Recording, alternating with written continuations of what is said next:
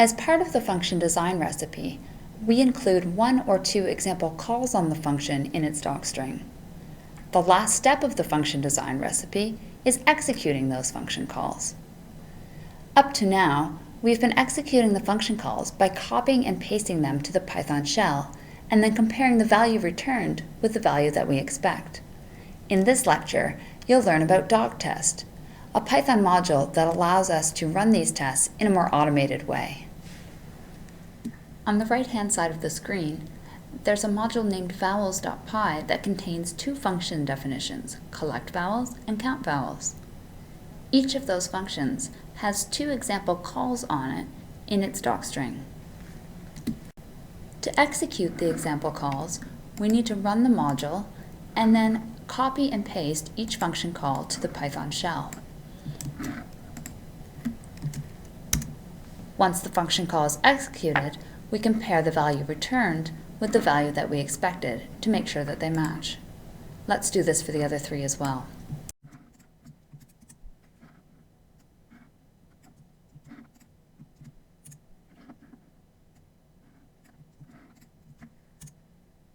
Rather than calling each example one at a time, it would be nice to be able to run them all at once, and Python has a module named doctest that allows us to do just that.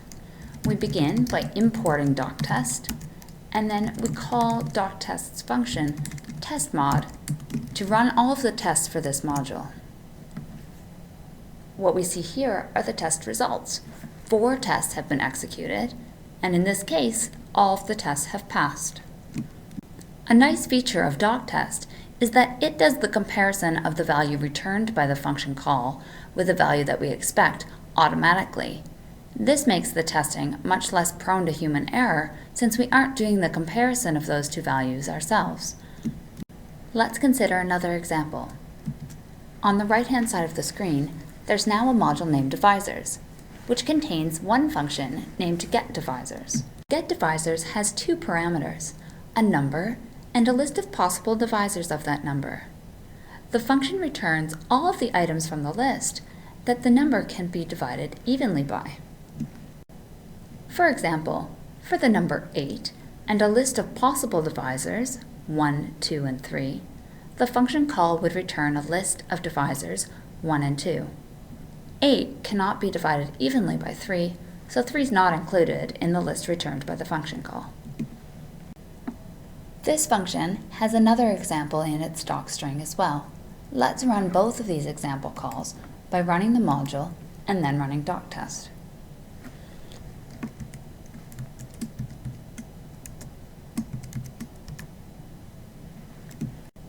The message that we get back from doctest this time is much longer than it was for the vowels example. For the vowels example, all 4 test cases passed. In this case, the 2 example test cases were executed and 1 of them failed.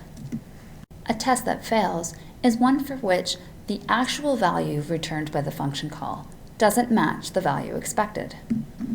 In this case, it was the second example call that failed.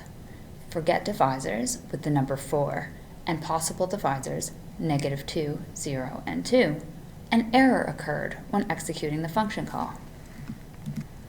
The error was a 0 division error. Somewhere in our function, we divided by 0. Let's look more closely at the code to see where this would have happened. We can see from the error message that the 0 division happened on line 15, which is this if statement header. This Boolean expression takes the number and divides it by the possible divisor to see if it divides evenly. At this point, we can look at our example. There's a 0 in the list of possible divisors, so that means that on line 15, we're dividing the number by 0. Now that we've found the problem, it's time to fix it. We need to ensure that number is only divided by non-zero numbers. To do this, we'll add an additional Boolean expression to our if statement. As long as the item is not equal to 0 and the number divides evenly by that item, will it be added to the list of divisors that's returned at the end of the function call.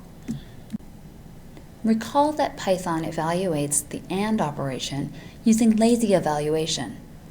That is, If the first operand is false, the AND expression is false, and Python does not go on to evaluate the second operand to the AND. In other words, when item is equal to 0, the expression on the right-hand side of the AND won't be executed, so num won't be divided by 0. It's now time to rerun the tests. We'll rerun the module so we get the latest definition of this function, and then run testmod from doctest module.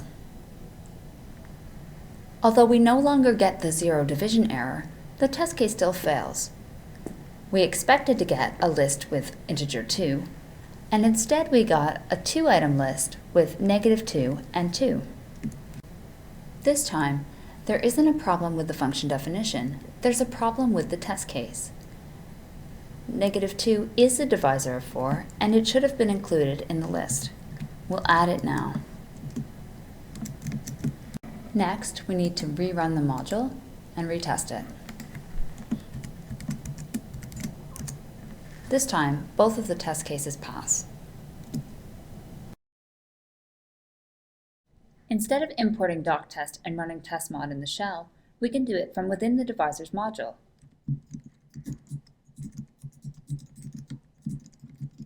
Now, each time that the divisors module is run, the test cases are also executed.